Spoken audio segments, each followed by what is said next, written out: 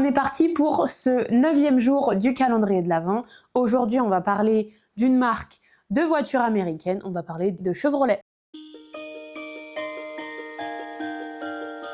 Alors Chevrolet, qui fait partie du groupement General Motors, a été créé en 1911 par William Crapo Durand. Généralement, quand on est sur des marques d'automobiles, les fondateurs donnent leur nom à la marque. Cette fois-ci, ce ne sera pas le cas. William Durand donne le nom de sa marque au célèbre pilote de Buick, qui est une gamme de voitures entre les Chevrolet et les Cadillac. Donc ce célèbre pilote, c'était Louis Joseph Chevrolet.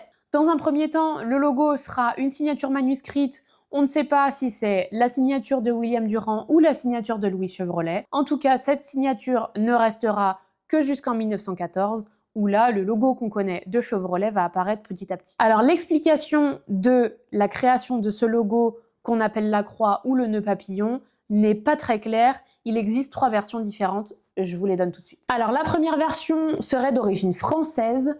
Ce serait lors d'un voyage à Paris que le fondateur William Durand aurait trouvé le motif en croix sur un papier peint de sa chambre d'hôtel. Ça l'aurait inspiré pour créer son logo. La deuxième version vient de sa fille. Elle indique que le logo aurait été créé de toutes pièces de la part du fondateur William Durand. Il lui aurait dessiné sur un coin de table le temps d'un dîner. Enfin, la dernière version est la plus probable, vous allez vite comprendre pourquoi, vient de sa femme. Elle explique qu'il aurait trouvé quelque chose d'incroyable pour la marque, issue d'une publicité Les Colettes. La chose incroyable en question: toujours est-il qu'en un siècle, avec 14 versions de logos différentes, Chevrolet a toujours gardé cette même ligne directrice du nœud papillon et elle fonctionne extrêmement bien. Allez, c'est tout pour aujourd'hui. Je te dis à demain pour la 10e vidéo.